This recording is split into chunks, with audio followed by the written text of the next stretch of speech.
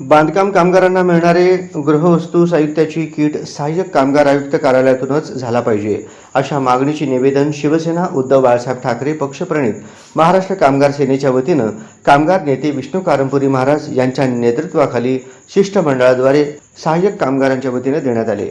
यामध्ये ठेकेदार झाला मुजोर आणि सहाय्यक कामगार आयुक्त झाले कमजोर असे नमूद करण्यात आले आहे। कामगार सेनेच्या वतीनं सहाय्यक कामगार आयुक्त यांना देण्यात आलेल्या निवेदनात महाराष्ट्र शासन व बांधकाम कामगार कल्याणकारी मंडळ मार्फत बांधकाम कामगारांना विविध योजनांपैकी गृहवस्तू किट देण्याची योजना अंमलात आणली आहे। सदर गृहवस्तू किट देणारे ठेकेदार आपल्या मनमानीप्रमाणे वेळोवेळी अचानकपणे कुठल्याही तारखेला साहित्य वाटप करतो, त्यामुळे कामगारांना साहित्य कधी वाटप करतात हे माहिती मिळत नाही।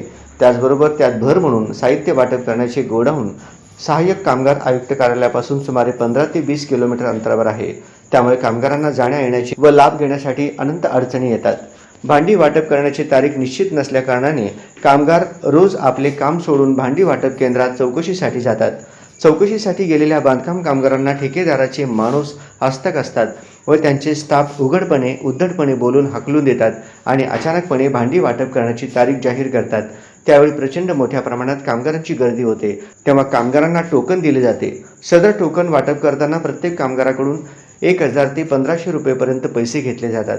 पैसे का घेता असे एखादा कामगार विचारला तर तुम्हाला पैसे द्यायचे असेल तर द्या, नाहीतर भांडी मिळत नाहीत अशी भाषा वापरतात। अशा प्रकारे भांडी वाटप ठेकेदाराकडून मोठ्या प्रमाणात भ्रष्टाचार व गुंडगिरी सुरू आहे। तरी माननीय आणि सहाय्यक कामगार व बांधकाम कामगार प्रमुख सरकारी अधिकारी या नात्याने संबंधित ठेकेदारावर कायदेशीर कठोर कारवाई करून शासनाच्या उद्देशाप्रमाणे बांधकाम कामगारांना सर्व फायदे मिळवून देण्यासाठी यापुढे भांडी वाटपाची तारीख आणि टोकन वाटप आपल्या कार्यालयातूनच जाहीर करावे, जेणेकरून कामगारांना न्याय मिळेल। अन्यथा शिवसेना उद्धव बाळासाहेब ठाकरे पक्षप्रणित महाराष्ट्र कामगार सेनेच्या वतीनं आपल्या कार्यालयासमोर ठिय्या आंदोलन करण्यात येईल, याची नोंद घ्यावी। विष्णू कारंपुरी महाराज यांच्या नेतृत्वाखाली साहेब कामगार आयुक्त यांना निवेदन देणारा शिष्टमंडळात विठ्ठल कुऱ्हाडकर, गुरु कोळी, रेखा आडकी, सलीम शेख, गणेश मंता व बांधकाम कामगार महिला भगिनी उपस्थित होत्या। जय महाराष्ट्र। सहाय्यक कामगार आयुक्त कार्यालयामध्ये आज आमच्या कामगार सेनेच्या वतीने निवेदन देण्यात आलेले आहे। निवेदनाचा विषय आहे की बांधकाम कामगारांचा जो लाभ असतो, तो किट असो किंवा साहित्य असो, सुरक्षा का सामान असो, हे वाटप करताना ठेकेदार स्वयंभू पद्धतीने तारखा डिक्लेअर करतात। त्याचबरोबर टोकन वाटप करताना आपल्या माणसांना देतात, ते बांधकाम कामगार नसतात, त्या ठिकाणी 1500 ते 2000 रुपये घेतलं जातं। असं अनेक वेळा तक्रारी सहाय्यक कामगार आयुक्तांनी केलं। सहाय्यक कामगार आयुक्तांचं वचकच त्यांच्यावर नाही आहे किंवा सहाय्यक कामगार आयुक्तांचं त्यांनी ऐकतच नाही असं स्पष्टपणे सांगतात आमचे सरकारी कामगार अधिकारी।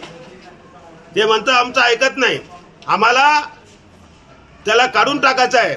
मग सरकारी कामगार आयुक्त अधिकारी आयुक्तांच्या माध्यमातून सहाय्यक कामगार आयुक्ताच्या माध्यमातून असं बोलत असताना कामगार काय करावं? या ठेकेदाराला एक तर सरकारला माझा इशारा आहे, आपल्या बगलबच्चाला ठेकेदार नेमून त्यांचा फायदा करून कार्यकर्त्यांचा पालन करण्यासाठी, कार्यकर्त्यांना सांभाळण्यासाठी जर तुम्ही या सर्व सरकारी योजनेचा जर लाभ घेत असाल तर ते अजिबात आम्ही सहन करणार नाही। आता तर नवीन निघालेले आहे की प्रत्येक योजनेला एक संपर्क अशा प्रकारचा व्यक्ती नेमणार आहे 10,000 पगारनं। हे तर खुल्लम-खुल्ला यामध्ये पूर्णपणे सरकार निवडणुकीचं काम करत आहे। हे गद्दार सरकार, हे खोके सरकार निवडणूकमध्ये पुढे कसं निवडून येता येईल याचं अत्यंत या ठिकाणी काम करत दिसून येतं। आताच एक कामगारांनी तक्रार केलं, माझ्याकडे तारवाले त्यांनी पैसे मागितलं मला, तर पैसे कसं मग विचारला गेलं मी कुठं मागलो, उद्धटबाजीने या ठिकाणी बोलतात। असं सरकारी कामगार आयुक्त कार्यालय आहे का हे? का एक गुंडाचा क्लब आहे का, अड्डा आहे का? अशा प्रकारचं या ठिकाणी भावना निर्माण होते। म्हणून आम्ही या सरकारला, या खोके सरकारला, या गद्दार सरकारला, या अजित पवारला, या फडणवीसवाला, या शिंदेला आम्ही इशारा देतो, जर अशा प्रकारच्या कामगारांचं जर लुबाडणूक होत असेल, खोट्या कामगारांना खऱ्या कामगारांचं सोडून खोट्या कामगारांना तुम्ही साहित्य वाटप करत असाल, पैसे देत असाल, इतर योजना देत असाल, तर आम्ही सर्व कामगारांना घेऊन विधानसभेवर धडक देऊ अशा प्रकारचा इशारा देतो.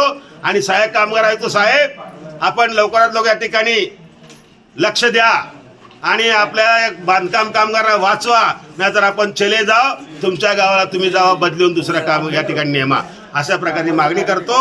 मी या ठिकाणी थांबतो. जय हिंद, जय महाराष्ट्र.